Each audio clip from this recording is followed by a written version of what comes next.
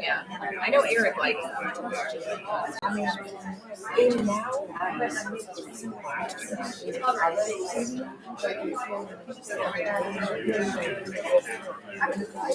I'm getting out of here, but I just got my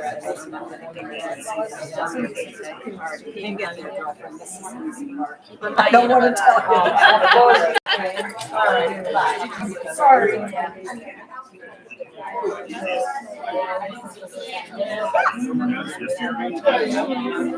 Good. Keep doing that.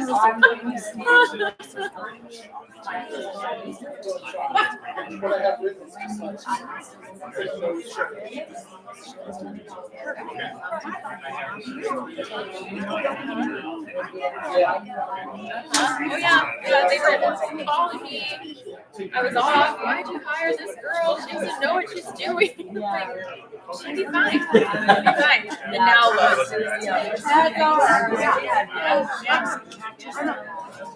I'm trying to get good seat. Look at you now.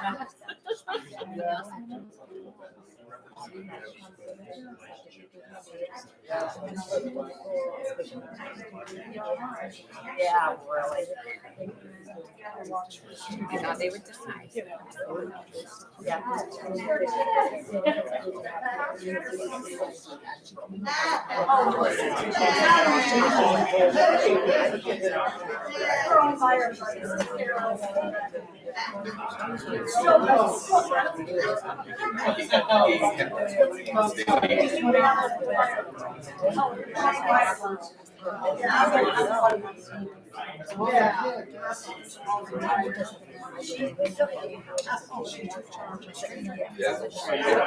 It's always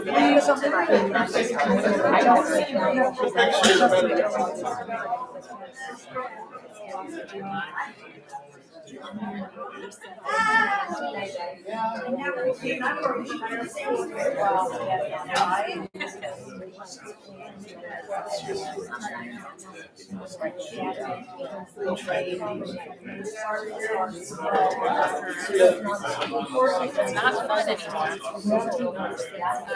Yeah, it's not. No matter what story you work on, you feel the same way. It's hard right now. It's hard.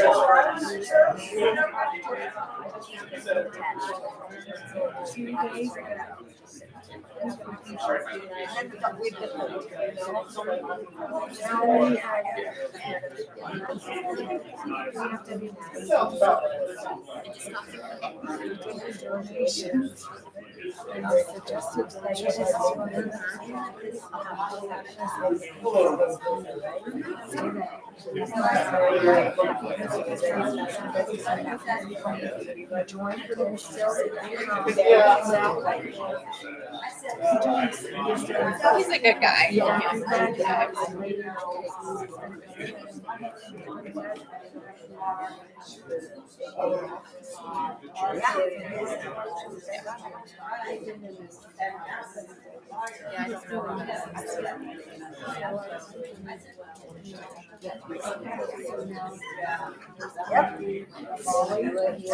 That's scary, but it is. Those were the heydays. Those were the good days.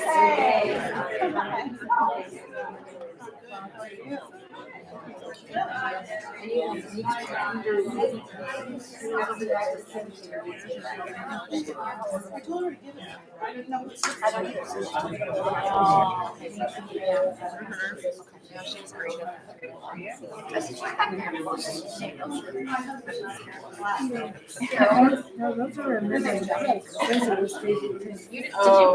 Who made that? Jeff used to say, girls, Buckeyes.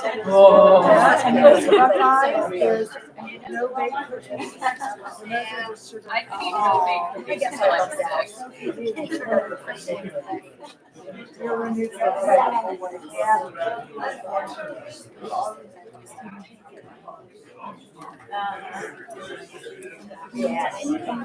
I could sit there and I was yeah. Yeah. Carol, do you want these back by chance? I don't care, just as long as everybody is going. Well, I don't need one, I know one. But I have it. Oh, that's Jeremy. Yep. Jeremy, I was like, That's me. I just now saw your face and I'm like, I'm Jeremy, do you remember? Yeah, I remember. Oh, Oh, hey.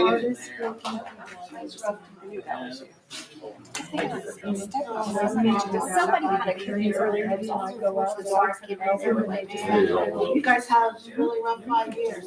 Yeah.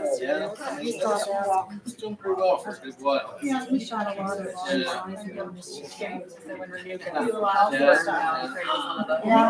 was one of the first people that came and bought her gift card and Yeah. Well. Most of the How are you? You smile. well, yeah, I guess that never gets old, does it? Come here. Working. Feels like yesterday. Labrador's just called my grandbaby, you know, because birthday grandbaby. And you know what, and I love them. So pretty. Well, except for work, and sometimes I wish I didn't have to do that, but you know. Well, I'm going to retire at the end of this year, but I don't know if I'm going to quit working. And so there's a part where there's our fence and the neighbor's fence. And the gap between them. For whatever reason, she got in her head to dig under the fence. And she snuck under there. She was stuck between the two fences. Because I walked out one day, because we've been busy. I was like, I feel bad. I went over there, she's stuck between these two fences, tail wagging, looking around. I don't know what to do. Yeah, I had to get over there. Yeah. I think she was in the hospital with her dad at the time, actually. So I got over there, got my brother, like, oh, I want to see dinner. The dog starts to walk a little bit. It's so great down here. Well, I took some vacation this week because I need to get rid of some of my hours. She eventually decided she And I'm wanted over here and I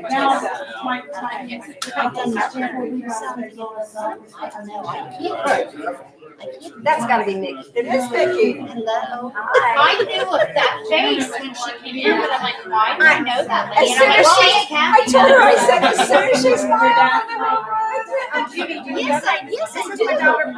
Hello, yes. Okay. You good? Good. Just, you know, hanging out. I know the feeling. Yeah, I figured. That's a whole lot of trouble standing right here together. Okay, People that I know. thank you. We're a lot of trouble right now together. The innocent ones are. Well, wait, I have to sit down. Well, I can definitely tell you that one's yours. Yeah, the boys, yeah, I'm definitely the one boy. Oh, no, Jamie was just Jeff. When he turned, I just saw Jeff in him, the one with the right there, the first one. Yes. Really? When he turned, I just saw Jeff in him.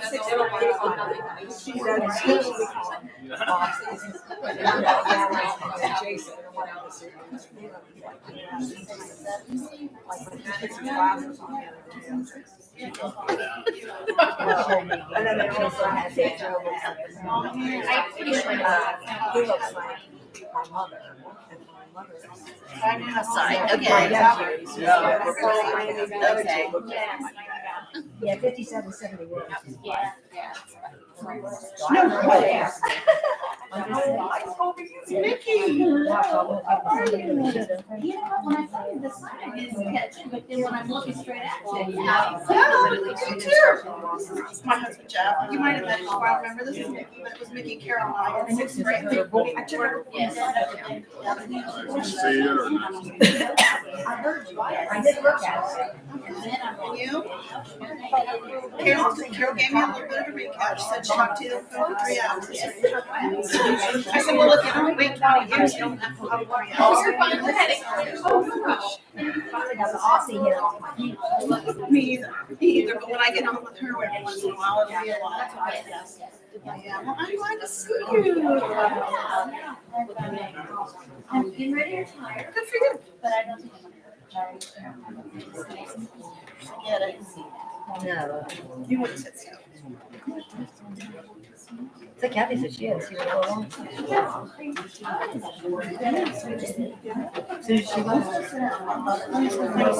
Okay, you'll follow me, I'll follow her. What is it? Oh, nice. I got the great part.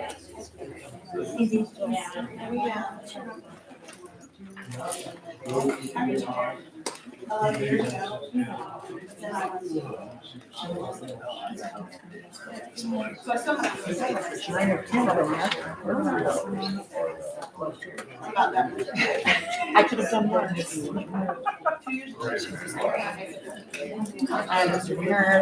Many, especially since we work in the same place. I don't know. What time did that get there?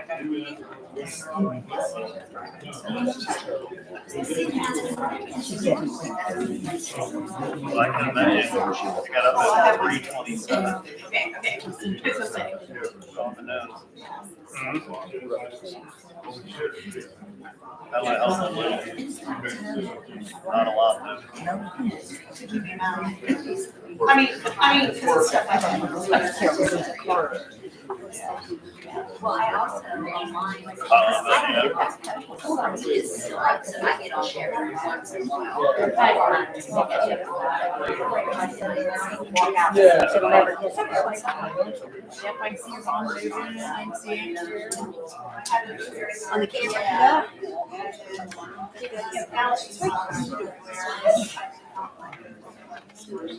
I said this one, so I can see it. Oh,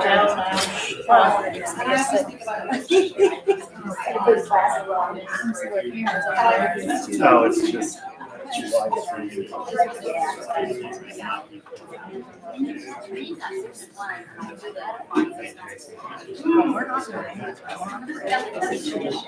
I'm sure it is. Probably.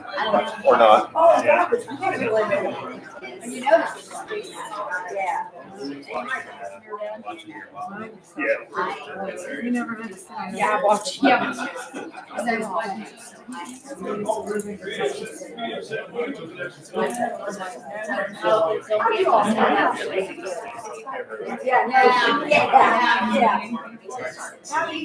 Yeah. So good, I don't know. Yes, yeah. Yeah. I gotta tell you. If you went up there, it's a chat. No worries, no worries. Everyone's seen about help.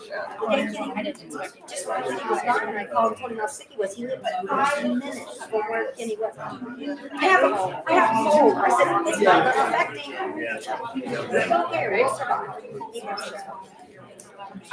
Behind you, I'm so sorry.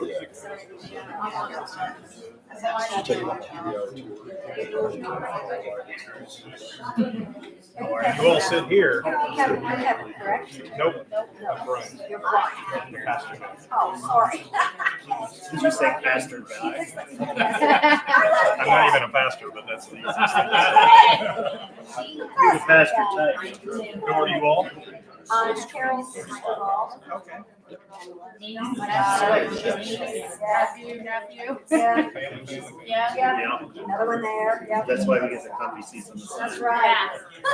Well, you have to be my, if I go down, you have to take over. So Oh, trust me. whoever sits there. Trust me, he can do it. Trust me, he can do it. Yeah, he could. And you'd be laughing at the end. Or it would be extremely inappropriate. Yeah, It works. It works. Trust me, I've heard everything.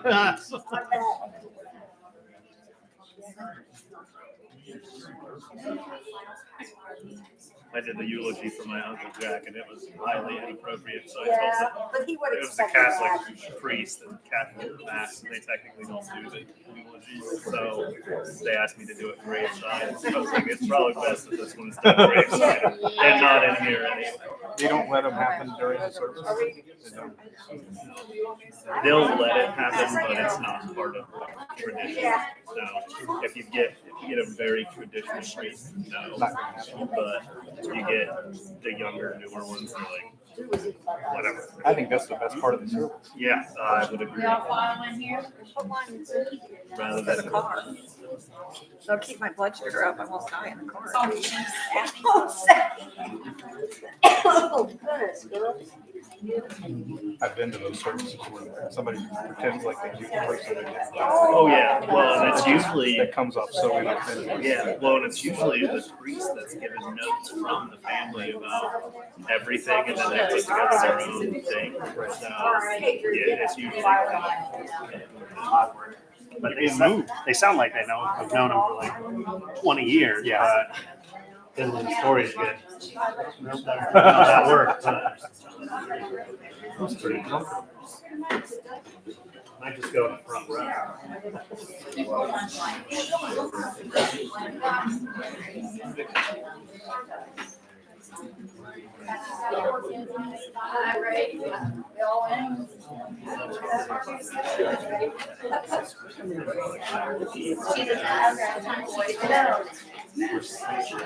Yeah, right there.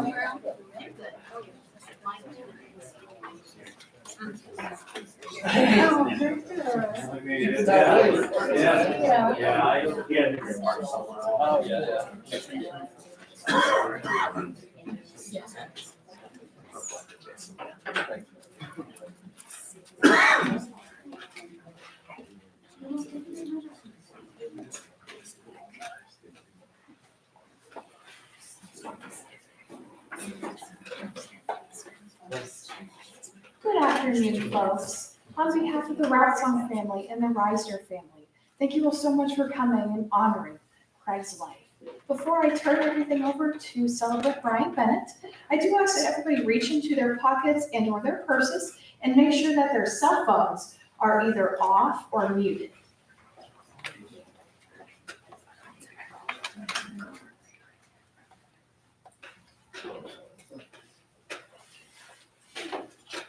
Thank you so much. I now turn everything over to Celebrate Brian. Thank you. Well, as Eric said, thank you all for being here. I'm sure the family appreciates being able to see friends and family, and even though it's a very sad time, it's great to be able to see those old pictures and share some stories. And you know, in the last, I'd say, 10 or so years, we've moved away from calling what we're doing here this afternoon a funeral, and you're hearing the phrase life celebration a lot. And I love that shift, because even though as tough as a day like today is, there's a lot to celebrate in Craig's life. And I had the privilege of talking to Carol for quite a while, and I said, just paint a picture of it for me. I want to get to know him as much as I can, even though I never had the privilege of meeting him. And she just did a phenomenal job. And here in a few moments, we're going to have some of the other friends and family come up and share about him. And I am, Erica said, I'm a celebrant. I have a normal day job like most of you. I'm a leadership consultant by day, but I do this because several years ago, I lost my mom to cancer. And this, coming together and seeing friends and being supported and feeling that community, this is so valuable as part of the healing process. So again, on behalf of the family, I want to thank you so much for being here. A very wise person once said, it's okay to miss them. It's okay to say their name often. It's okay to cry. It's okay to laugh. It's okay to breathe deeply.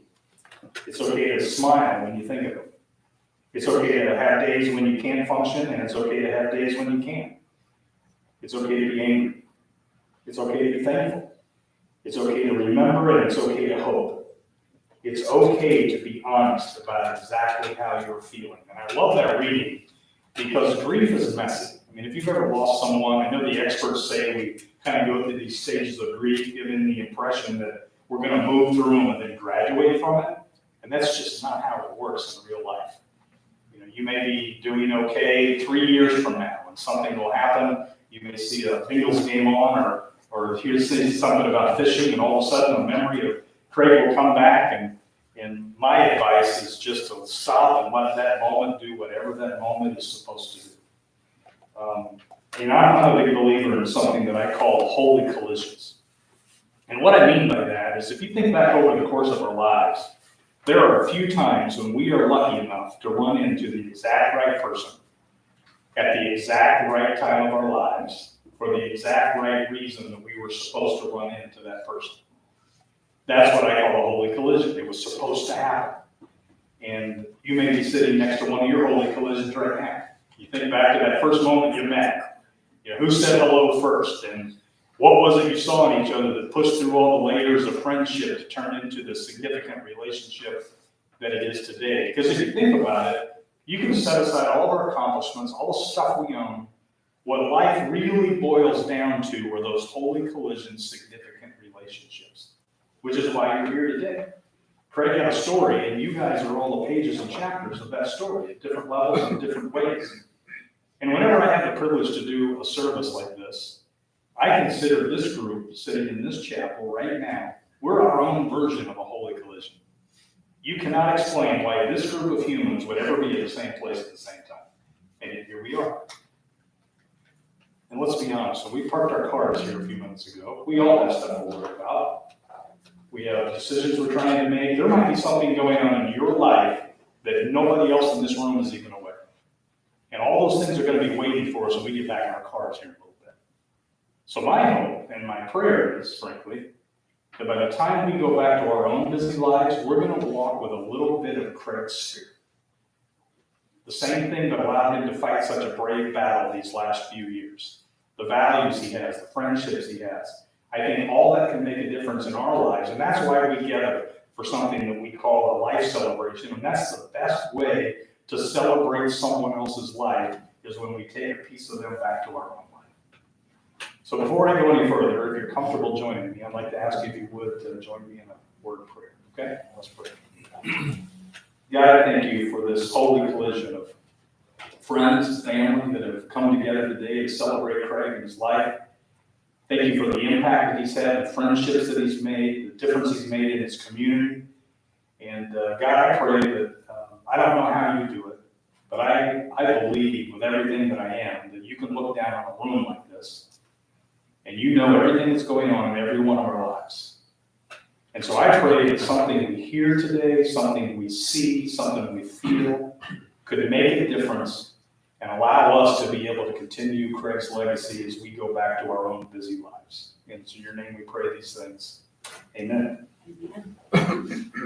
Craig's life started just 67 years ago. He was born on April 6, 1957 in Springfield, and one of his main holy collisions is this beautiful young lady sitting down here. I got to ask her the question about how they met.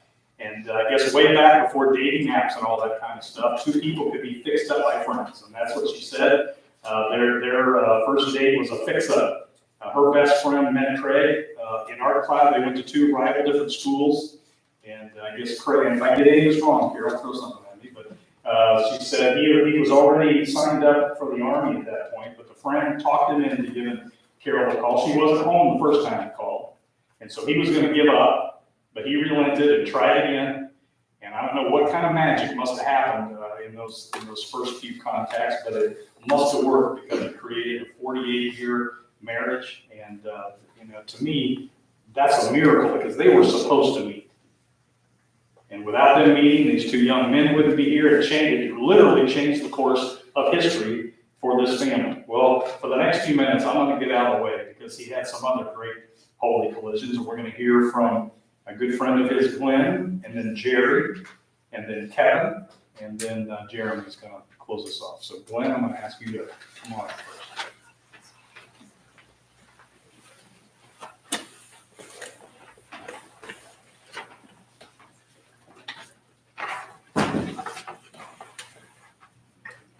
Dependable, intelligent, always there for you, no matter how dangerous the situation.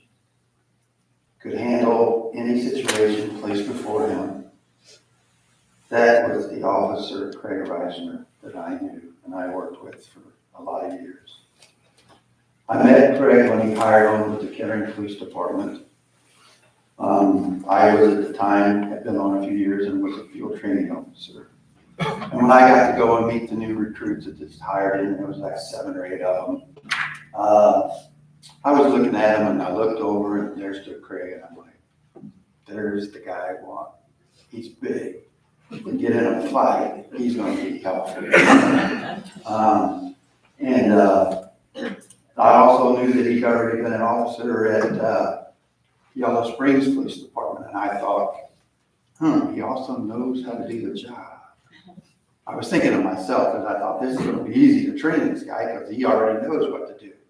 But unfortunately, I didn't get it, which upset me a little bit. But when he got out on his own, he wasn't being trained anymore. He was working a beat next to mine, and I got to know him real fast. And I found out exactly what I had thought earlier, that he'd be a great guy to have in case in a fight or whatever. And the first time that he come and helped me was about 1 o'clock in the morning, and I got a call to go to a bar on a drunk and disorderly subject that was on my beat. And they sent Craig to bat me, but he was farther away. And I got there, went inside, tried to talk to this guy, and he was very drunk, very disorderly, and was even bigger than me. And when I tried to ask him to go outside, he said no way, and instantly started to assault me, and the fight was on. I managed to grab my radio, called, and I told him, have Crew 41 step it up. I'm in a fight here. And I heard Craig's voice come on. They didn't even have to call him. His voice come on the radio said, I'm on my way, and I heard him turning on I could hear his red lights or siren going off, so I knew he was coming. And he got there in 3 or 4 minutes, and me and this guy were on the floor fighting. He come through the door, and he just jumped right into it. There was no hesitation. And it took us even with both of us, this guy was very strong, very big. And we found out later that he had just got out of prison after doing 25 years for murder. And he was there. Obviously, I think he was one of those guys that wanted to go back to prison. He had been institutionalized. But anyway, Craig and I managed to finally get the handcuffs on this guy, and we went out, and his car was right by the front door. So again, it took us another 4 or 5 minutes because this guy was fighting. We didn't have any leg restraints. We had him handcuffed. He was kicking and carrying on. Finally, we got him in the backseat of Craig's car, and I had to crawl in and get on top of this guy to hold him down, and Craig drove us to the jail. Then it was another fight to get him out of the car and into the jail cell, but Craig was right there with me all the way. And there was another time that showed what the department thought of him. We had a guy who was in our jail and was being transferred from our jail to the mental health facility for the criminally insane. And this guy had lost it mentally, and he was also big and strong. And so they called Craig and I and another officer, Jim Gray, to come and take this guy to the criminally insane facility. And we went to the jail, and I will never forget, I opened up his cell, and Craig stepped over in front of this guy, and this guy was sitting there, and he looked up at Craig, and Craig looks at him and said, "We're not going to have any trouble, are we?" And the guy looked at him, "No, sir, no, sir." Right away, Craig just had that way about him that he could get people's respect, that he was not going to put up with any stuff. I also found that Craig did an excellent job. As police officers, we would go into the room, the sergeant's room, where everybody's laying their reports down and being nosy. We pick up other guys' reports and look at what they were doing. And right away too, I found that not only did he have the muscle, did he have the ability to use his muscles, but his reports were excellent. And I was like, man, this guy does good reports too. He just kept impressing me. And so I found that he could put things together real fast in his mind, what was going on, and assess the situation. And one instant he did that, it was kind of a joke between us, because it was like, we were joking. He'd say, "I almost killed you one night, Glenn." I'm like, "Yeah, I know." What had happened was I was working undercover narcotics, and we were going to take down a drug dealer that we had not been able to get, because this guy was hiding because he knew we already had a warrant for him. But we got an informant that called us and said, "This guy's going to be at such and such place in a parking lot of a store selling drugs from his car tonight." So my partner and us, we took off over there. We didn't tell uniform guys, and it was on Craig's beat. So we get there, our informant goes up, looks at it, looks in the car to make sure the guy was there. The guy was there with a couple other guys. And so the guy turns around and gives us a signal. So my partner and I, in our undercover car, we go flying across the curb and flying into the parking lot, which Craig had just pulled in. And so he's watching that. He's watching us do that. And he told me that he said, I'm like, "What is going on?" He said, "Then I see these two long-haired guys with beards jump out, and they got guns, and they're heading towards his car," which that was me and my partner. So in about a 4 or 5 second thing there, Craig grabs his shotgun, pulls it out, and points it at me from my back was to him, thinking he was going to have to prevent a robbery or a murder from occurring. And he had his shotgun pointed at my back and was getting ready to pull the trigger when he recognized my partner's voice. Because my partner was yelling, "Police, stop it." And he said, I couldn't understand what he said, but I knew that was Mike Franklin's voice, my partner. So he put, and this was all in only a space of like 4 or 5 seconds that he put that together, and kept from killing me. I also found that Craig was very good at handling scenes where we'd have to go where somebody had died. And there were certain things that legally had to occur. And I watched him as I would back him up a lot of times. And on those kind of calls, and the sympathy that he could use in helping those people. And he was so kind. And because they're going through a horrible thing at that time, as we all know. And that he was very good at that. He was very good at taking care of people who had just been a victim of a crime, explaining what was going to go on and how he just had a knack for that. And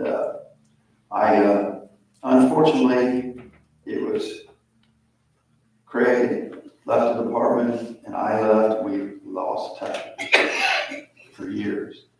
And so 2 years ago, I'm on Facebook, and you know how they throw up things for possible friends, and I looked down and there's his picture and his name, and I'm like, "Wow, Craig." Instantly, I hit a "Would you be my friend?" button. And it wasn't 10 minutes he called. He sends one back, "Hey, yeah, we want to get together." So sure, so we've been getting together for the last 2 years. Of course, I was sad to see that he was fighting cancer, but I found that he was fighting that cancer in the same way he had done his job with me.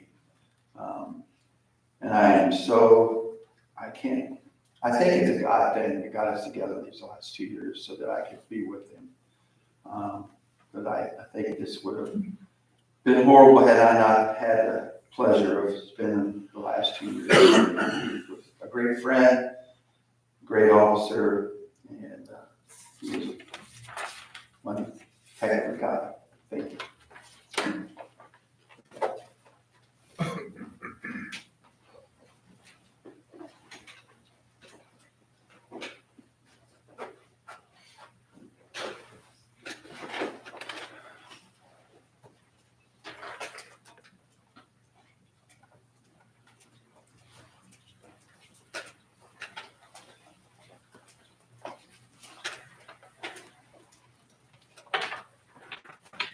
Hi, I'm Troy Sloan. This is my wife, Jerry Sloan.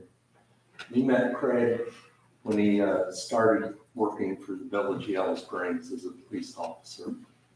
And Jerry and I both worked in the Public Works Department.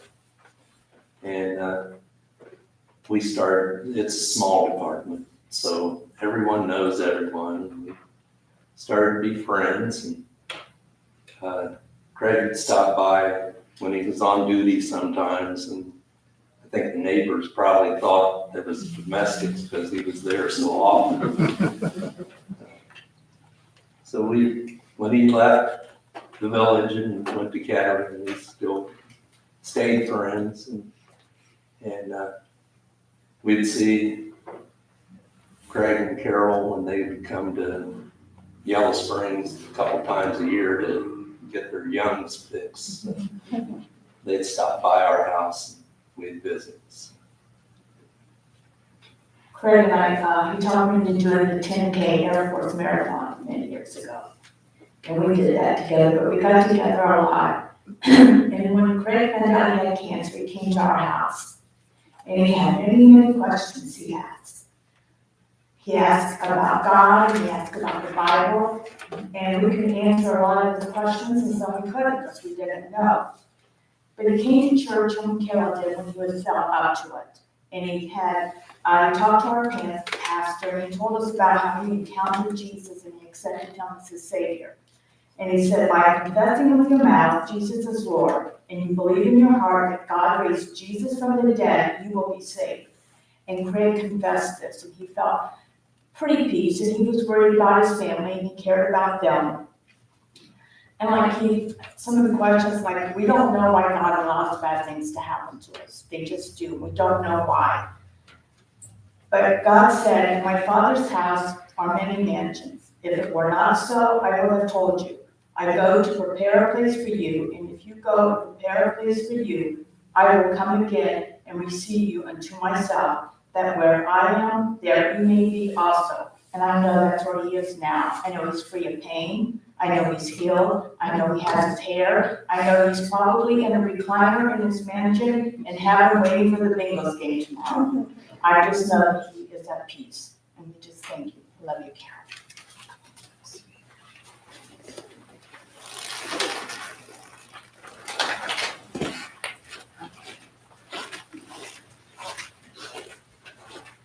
You know, I couldn't have asked for a better big brother than Craig.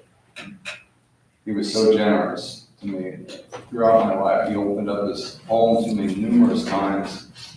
A couple examples, when I left the military, as any veteran knows, you really don't have any place to stay. You don't have very many belongings, but Craig opened up his home for me. So I spent a couple months with Craig before I got a job in Chicago. When I worked in Chicago and I left that job, Craig came up to Chicago to help me move out of Chicago. So I moved back to Ohio, and then I found a job working in Iowa. So I moved out to Iowa. That's one move Craig didn't help me with. He helped me with most every other. And then I took a job in Texas, and then I was laid off in Texas. Again, it was Craig, got on a plane, flew down to Texas, which was a long trip. We rented out a U-Haul and moved me back up to Ohio again. He did that all the time. He let me stay at his house numerous times. And then when I was working in Ohio, I was laid off from another job. I've been laid off a lot. But Craig was always there to help me. So he opened up his home again. Moved in with Craig again for a couple months until I found another job. And he did that so many times. He was the most generous person I ever knew. You know, he went above and beyond family. I mean, he did so many things for me. It was, and I'm gonna miss him. And and I was so damn proud of him. One of the reasons why I went in the military was because of him, because I was so proud of him. Now, I did go in a better branch, the Navy. I didn't blindly follow him in the military. I was a little bit more selective, but he was the reason why I went in the military. And when he became a police officer, I was so damn proud for that. I would tell, I worked with law enforcement, and during my job that I just recently retired from, I worked with a lot of FBI and ATF, and I always mention, oh yeah, my brother was a police officer for a number of years here and there, oh yeah. Because I was so proud of him, and I've always mentioned that to him. And I would be remiss if I didn't mention Carol. You took such good care of him, and I love you for that.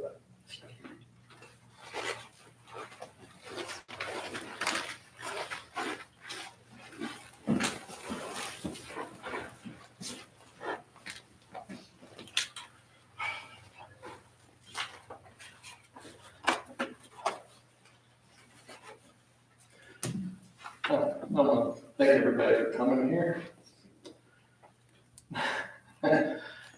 You probably know me. I get introduced a lot as Craig Carroll's oldest. So I'm used to that. So I'm Jeremy. And, we've had some great people speak. I appreciate everything they said. I knew Craig Risner differently. He was my dad. Only other one person can say that. So, I just jotted down a few things I wanted to share with you. Some people, not sure if anybody here, but some people knew him as Craig Risner, the soldier. Served in the Army, 1975, 78. He, he always had stories. He loved telling stories. I mean, I'm sure he had some that I never heard that were, rated PG-13 or higher. But I can tell you one of the PG ones he told me. It was always about security, police, protecting people. That was his life. So he was guarding a military base in Germany, I believe it was. Just walking on patrol with another guy. And he saw a couple guys trying to scale the fence to get into the base. And so he's got some sort of machine gun thing he's got to deploy. So he's coming over there looking at this thing, trying to deploy it. Guy next to him just kind of freezes up, freaks out. Other guys ended up changing their mind and went back over the fence.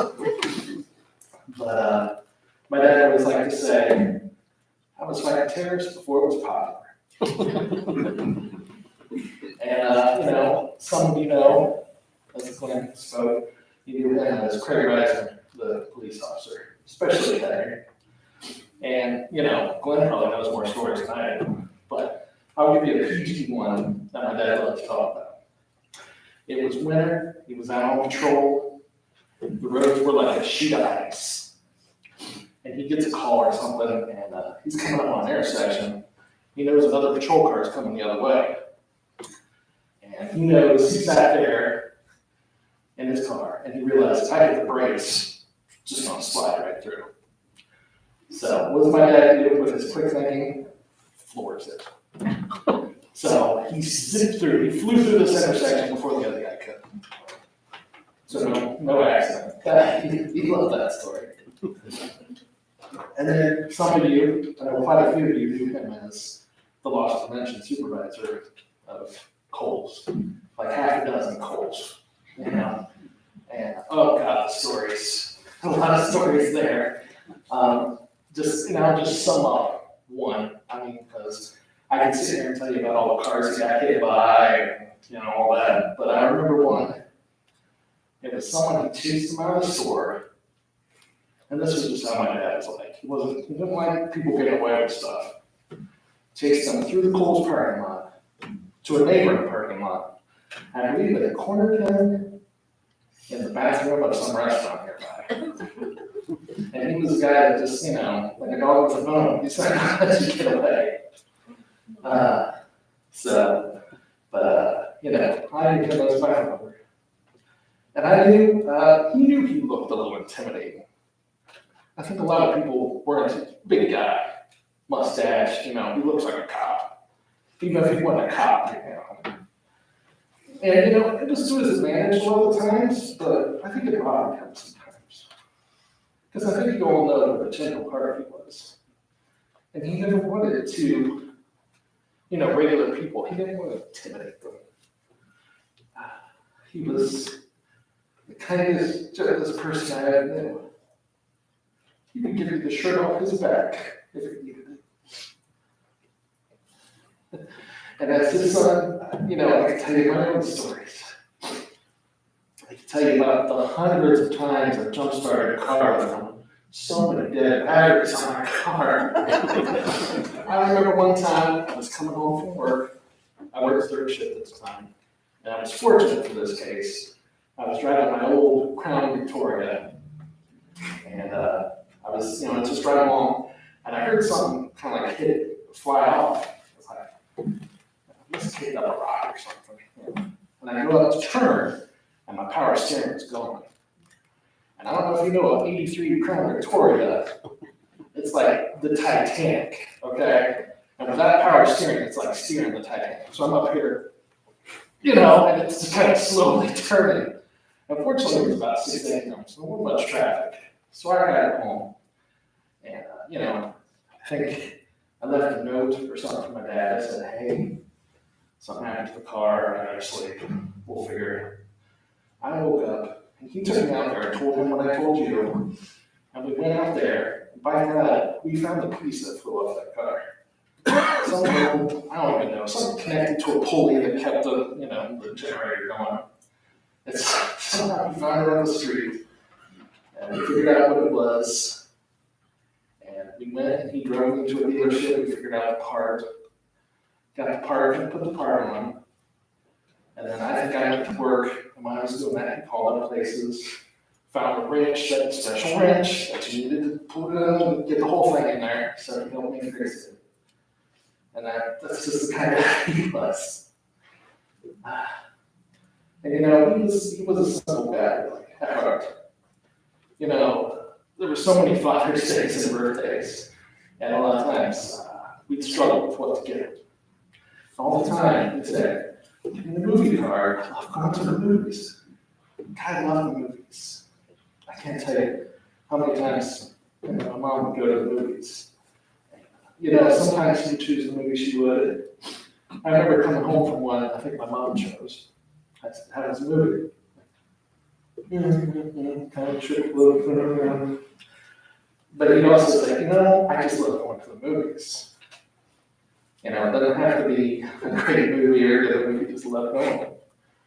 And, for a long time, the other thing you could always get him for Father's Day, a big bag of peanut M&Ms. You get the 1 pound thing, it would be next to a chair forever.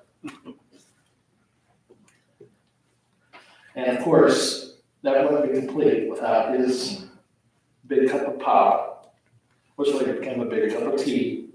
We saw all the Chick-fil-A cups in those pictures. That became a mainstay.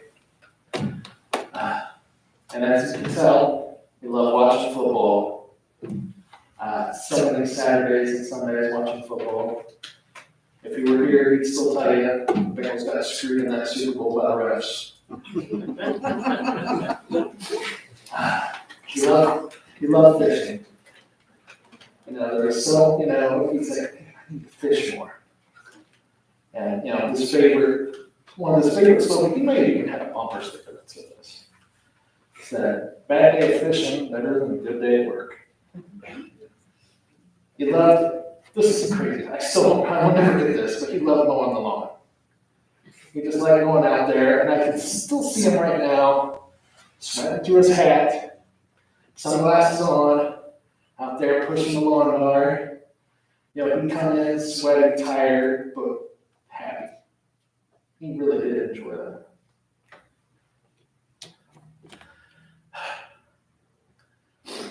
And of course, he loved me, loved my brother, loved my mother.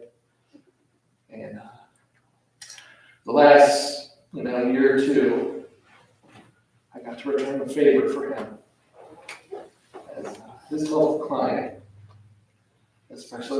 last few months, I was there, I work from home, I'm always around. I can, ditch work for a little bit, nobody come on me. But there was times when, hey, I didn't know, sometimes it would be what the norm would expect. Like I did something to the TV or I did something with the laptop, I don't know what to sign in. You'd always tell my mom, I can't get the laptop. Get Jeremy in here, it would be 10 seconds. And I did. But, later on it became, need help to move around a little bit. Need help getting up from the chair. Need help walking, need help sitting up. And I always come out there and I help him. He look me in the eye and say, thank you so much, Jeremy. You have no idea how much this means to me. And I look at him, it's no big deal, Dad. I'm just glad I'm here. And it was no big deal for me. Of course without thought. I saw him fight that cancer for years. And he fought it to the bitter end. And I knew got him down at times. But he was almost always upbeat around me, Justin. You can never tell how hard of a fight he was having. Sometimes he'd sleep a lot, sometimes stuff would happen, obviously. But I could always come out here, out there, talk to him about the Bengals, Ohio State, whatever. And, I try to be like him. I try to always be upbeat too. So that's why I want to share some stories with you. And I want to finish off here. I saw a clip, one of my favorite comedians, Norm Macdonald, also passed away from cancer, tragically. I liked him, my dad kind of liked him too. He had a weird kind of sense of humor. He did a bit. He said, it was, and I'll try my best to imitate him. He had the greatest delivery. He'd say, they just used to say to old people, oh, that old guy who just died. Now they say, oh, well, he fought a battle. And, they say he lost his battle. And Norm would go, well, who wants that? Sounds like he died like a loser. Nobody wants to go out to a loser. And then he goes, now I'm no doctor, and correct me if I'm wrong, but if you die, the cancer dies too, right? So he says, it's not really a loss, it's a draw. And that's what I found him in. He fought it to the end. He fought cancer to a draw. So, none of you ever say he lost his fight with cancer. Thank you.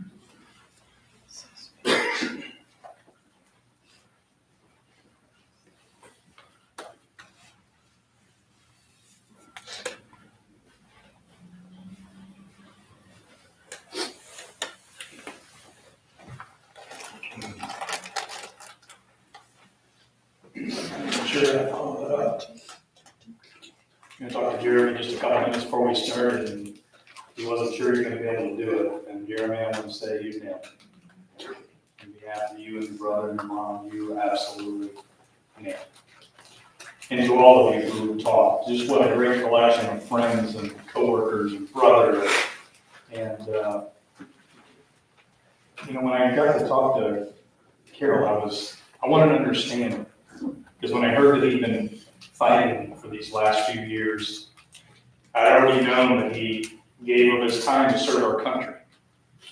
He served communities as a police officer, and I think in America right now, we do a terrible job of showing both of those groups our appreciation. And I have an unbelievable respect for all of you who have served and served our communities. And when I heard that Craig did that, I asked Carol, I said, why? What was his why? Because he knew that as a young man that he wanted to do that. And she said he didn't like bad guys. He wanted to catch the bad guys. Even as a kid, he would watch shows like Adam 12, and anytime I come in, I used to have more red hair. My nickname back in my hometown was Opie my entire life through college. Anytime I could come in and see the Ian Griffith Show represented, this is the guy that I could have liked a lot. But he didn't, it was more than just a job, it was a mission for him. When I heard about how he fought cancer, because you really learn about a person when, not when things are going great, but when things are going hard. As Jeremy just said, as Carol told me, he fought hard. He took the same determination and independence, and he didn't want his family taken care of. He wanted to do as much as he could on his own, even when he couldn't. And Carol, what I got to hear is you guys put your marriage vows to the ultimate test, in sickness and in health. And that says a lot about this man. Jerry, what you shared about him seeking and trying to understand what was going to happen in this next chapter, because he did believe that there was a next chapter. You know, a year and a half ago, January the 2nd, 2023, I might have been doing the exact same thing that Craig was doing, because that Monday night, the Bengals were playing the Bills. It was a big night in this part of the country. Everybody was excited. National television coverage. I was with my middle son, Elijah, watching the game. And as you already know, if you remember that night, that all came to a screeching halt the moment that DeMar Hamlin hit the turf. And, you know, other than 9/11, I don't think I ever remember watching anything more surreal. I couldn't stop watching the television. 60,000 fans were quiet, stunned. Professional broadcasters didn't know what to tell us. Well, for all we knew, we just saw a guy die on national television. These young athletes in the prime of their life were pacing and walking and crying, because that's what trauma does. That's what loss does. It hits us in the gut, and we don't really know what to do with that. What do we do with that? And in the next couple of days, I don't think I ever remember hearing so much open talk about prayer and miracles, really all around the world. You didn't have to be a sports fan to know what happened. And for them, the prayers worked. Because 2 days later, on Wednesday, if you remember the story, DeMar Hamlin woke up. And he couldn't talk because he still had a lot of tubes in him, but he could write. And reportedly, they gave him a whiteboard and a marker. And the first thing that he wrote down was, did we win the game? And in a moment of profound wisdom, the doctor dealing with DeMar said, you did, DeMar. You win. We didn't finish the other game. You win. After I heard Craig's story, after I heard what his brave son just said, after seeing all of you who come out to pay tribute with him, after hearing about his career, after hearing about his marriage, I had no doubt in my mind that on the last moment that he took a breath on this side of heaven, Jesus Christ looked him in the eye and said, well done. Well done. You win. Now on this side, it doesn't feel like a win. It feels like a loss, because I used to think that when we got to heaven, there would be this long line of people. And the number one thing we would hear over and over is why? Why? Why didn't we get our miracle? Why? I don't think that anymore. I think the number one thing we hear is not going to be the question why. When we get up there and understand where Craig is right now, the number one thing we're going to hear is, oh, wow. Now I get it. Because as Jerry said, he's in a place where there is no cancer. There's no COVID. There's no war in the Middle East. There's no chaos. He's in a place where he's got to reconnect with people that he's had to say goodbye to. And if I get a feeling for his spirit, I have a feeling he's going to be eagerly waiting for this group someday. And if you share that belief on any level today, then on a day like today, you don't have to say goodbye. You can simply say, and mean it, Craig, Dad, we'll see you later. I want to close with a reading that I hope brings honor to the way that Craig lived his life, because as I said earlier, In a little bit, we're gonna go get in our cars and we're gonna go back to our busy lives. We all have people watching how we do it. We have people watching how we handle good times and hard times. So this reading addresses that. It says, if I were to die today, would I be proud of the life that I've lived? If I die tomorrow, was I happy? Would I be proud of the person that I've become? Was there love in my life? Have I given enough love? Did I show those I love the real me? Have I lived the life that I wanted to live? Could I have done things better, differently? Will anyone miss me? Will anyone on earth be better because I was there? Because the truth is, not one of us sitting in this chapel right now knows for sure that we're going to wake up tomorrow. We did not walk into this room with that guarantee. So, if you don't like who you've been up to this moment, make a change and make it now. If you have a broken relationship with somebody in your life that you really care about, mend it today. If you can give more love, give it now. If you can play more and work less, decide to commit to do that now. If you can do anything to improve the quality of your life, write those things down and make a decision in celebration of Craig's life that you're going to make that commitment down. You're going to try to do everything that cannot wait for tomorrow. If you need to call somebody, call them. If you need to make an apology, apologize. If you need to hug them, hug them. Decide to stop caring so much about how the other person may or may not react that you get up every single day with the commitment to try to be the best version of yourself. Think about how much all of our relationships would be when we're present, when we're living in the moment. So get excited about your life. Love your life while you're still living it. Our new life starts right now. And I have a feeling that if somehow Craig could miraculously be standing where I'm standing, knowing what he now knows about the other side, he'd give us all the same advice. Get a life and live it. Thank you so much for allowing me to be part of your holy collision today. Thank those of you who spoke and shared. Thank all of you for being here today. I'd like to close with a prayer, and I'm going to turn it back over to Aaron. Okay? God, thank you so much for being in this room. I could just feel the power of Craig's message through friends, brother, son, this whole room. And God, I pray that as we leave here today, that the way that he lived his life, the way that he ended his life, would be a source of inspiration as we go back to our own lives today. In your name I pray these things. Amen. Amen.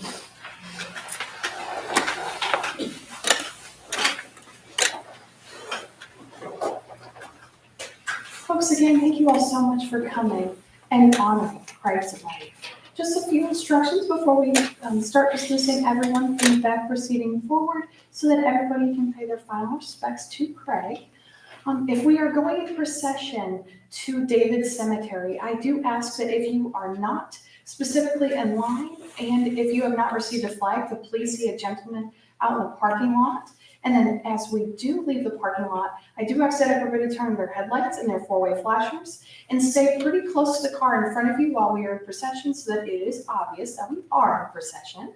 And then if you are serving as a pallbearer, if you could please meet me out in the hallway when you are ready. I have a pallbearer pen and I would like for you to sign the register book. We will now start dismissing from the back, proceeding forward. Thank you all so much. Thank